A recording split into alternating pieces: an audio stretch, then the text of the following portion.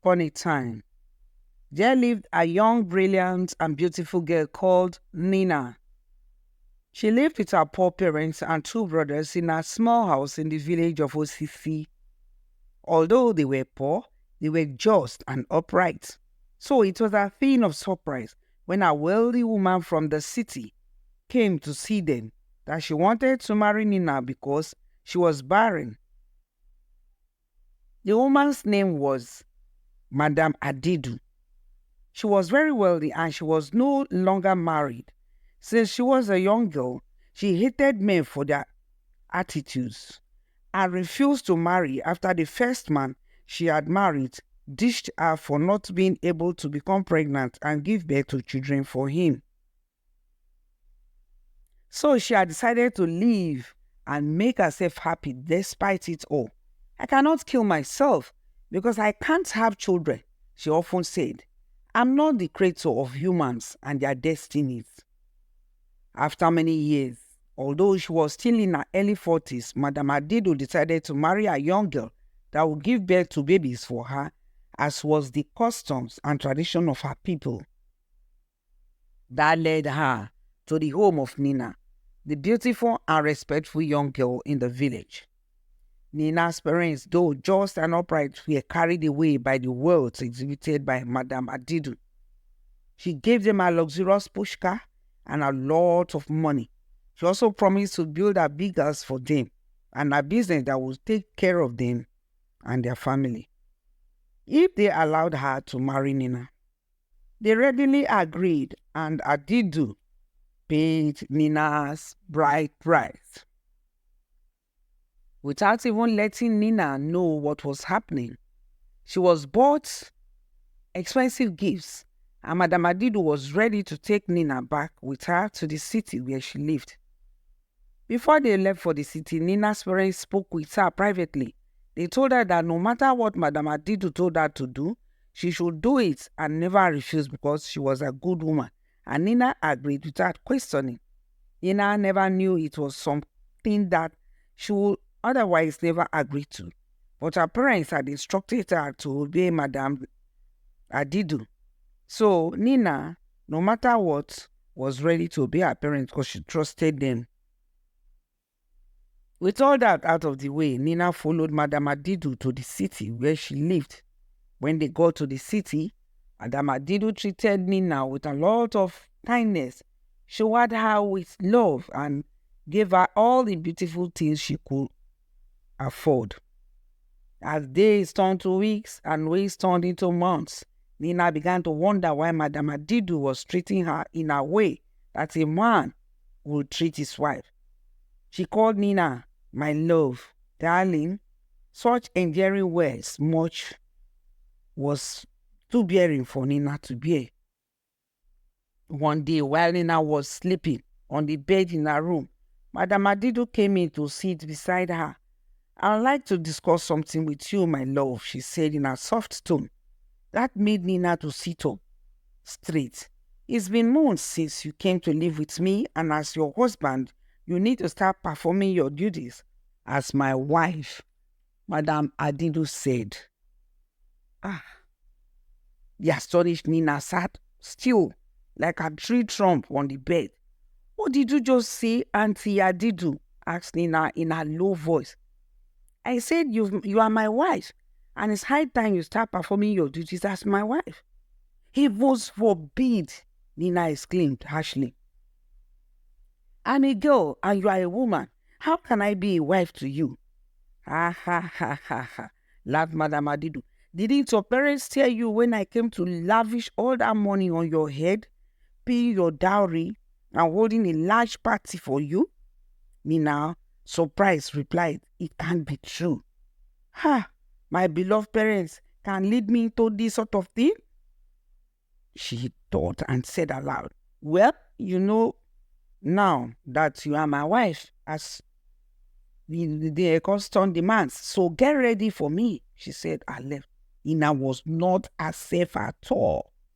She was unhappy. How can my parents do this to me? The next day, when Nina was sleeping in her room, Madame Adidu knocked at the door and came in. As she walked in, beside her was an old man with gray hair and a pot belly, older than Nina's grandfather. Immediately, Nina sat up as she saw them. It must be almost 1 a.m., she thought. What could this woman want with me again, my creator? This is Chief Ekulobia. I want him to spend the night with you, Nina, Madam Adidu said, smiling at her. Auntie, Nina said, in a fond way of calling her. Why would he spend the night with me? I'm not his daughter. Neither am I his wife. So why? Ha ha ha ha. She laughed, looking at Nina as though she was a very strange person. You are my wife, so I am the one to choose anyone to sleep with you, she replied. But auntie, I will not agree to that. I can't agree. I have never slept with any man before in my life, Nina said angrily. Well, whether you like it or not, you must do it because Chief Ekulobia has paid for you handsomely for the night, Madam Adidu said with emphasis. What? Exclaimed Nina. That's the life of a prostitute, and I will never be one. My dear, you are a virgin. I'll add more money to you for the night, the elderly man said leeringly, and brought out 2 big rolls of money. As soon as Madam Adidu saw the money, she snatched it from his hand and quickly said good night. She slammed the door and locked it and walked away. Nina was surprised and confused at what was happening before her. Quickly, she thought of the next thing to do before the man tried to do nonsense to her as they were left alone in the room. If you dare come close to me, I will kill you, she cried. Ha ha ha ha, the old man laughed. You are too weak, you are powerless to threaten me, he said, advancing towards her. Nina, scared, was determined not to allow such a man, older than her grandfather, to touch her. Oh, my life. She was just 15, and she would not allow such a culture to be extended to her. Imagine, because Madam Adidu could not give birth to babies. She went to her parents to marry for herself so that she will give birth to children. Okay, she will not be the owner of the children. What about herself? Has she no choice over who she wants to marry or her children? How will she have children and give it to another woman? That is not possible. What about myself? Have I no right to live my own life? Hey, Lord, I will never agree to that. So she was talking to the man. Don't dare me. You must have a daughter of my age in your house, and you can't do this to your own daughter, she cried. And as the old man tried to grab her forcefully, she picked up the bedside lamp and slammed it on the man's head. He fell down with a loud shout and fainted. Madam Adidu, hearing the noise, came running to open the door. What is happening? What is happening? As she shouted, she barged into the room, and to her surprise, the old man was flat on the ground. Hey, Chief Ekulobia, I hope he's not dead. They managed to rush him to the hospital. When Madam Adidu returned home after the chief had been discharged from the hospital and he had recovered, she went to Nina's room and flogged the hell out of her. You must agree to whatever I tell you. And any day you disobey me again, if I bring any man to this house to you, you will take the bitter pill from me, she said, and left Nina crying in serious pain. How can my family give out my virginity to a woman to dictate? How can? Nina asked herself, crying. How can? Things were never the same again after that day. One day when Madam Adidu had left for her business, Nina went out of the house to sit by the gate crying. Who knows next when she will bring another man to this house to try the same thing again on me? She questioned no one in particular, crying. It was during that time that a handsome young man that always greeted her as a friend along the street walked by. His name was Osundu. He saw her crying and quickly went to her. Hey, young girl, why are you crying? He asked. She was crying seriously, so he persisted. She had no one else to turn to. So she was very happy to see someone come to ask her problem in the first place. So she quickly told him her problem. She told him everything. Osando was surprised. Osando was 23 and he held himself in high esteem. He lived in one of the houses along the street with his family.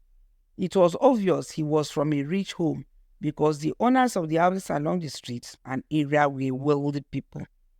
Come, I will take you home to meet my mother.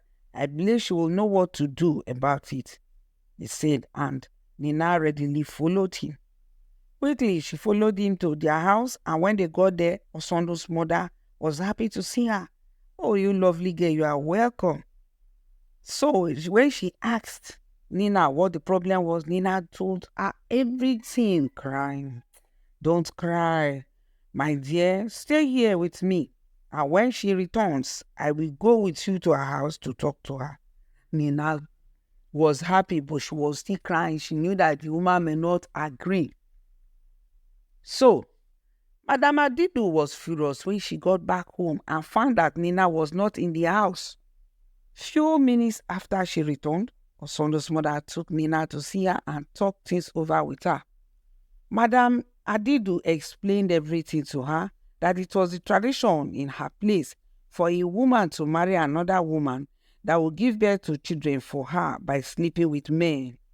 But Madame Adidu, it's time those traditions stopped, Osondo's mother emphasized. Nina has her life to live. She cannot marry you because you are a woman, and you cannot impregnate her. Isn't that lesbianism?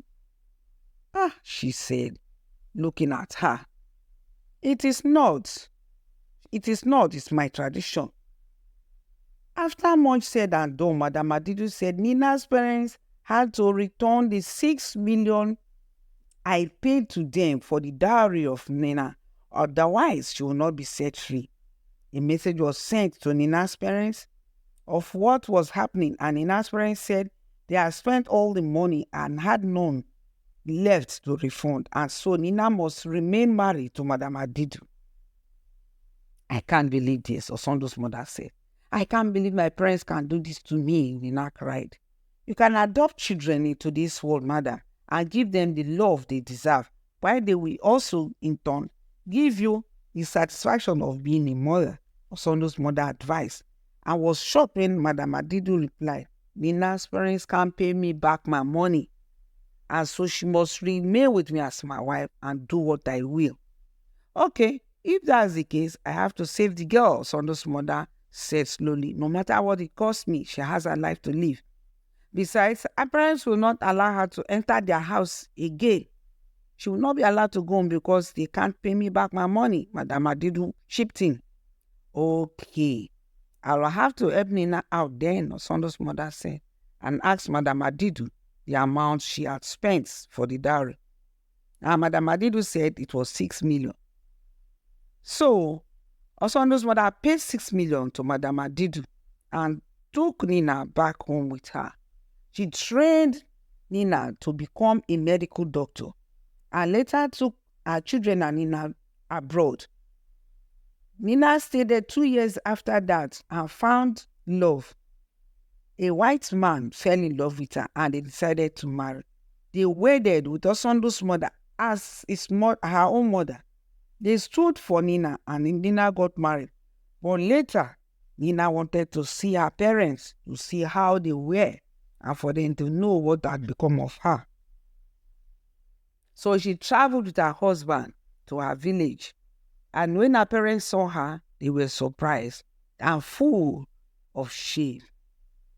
Her parents were now old and in a bad condition.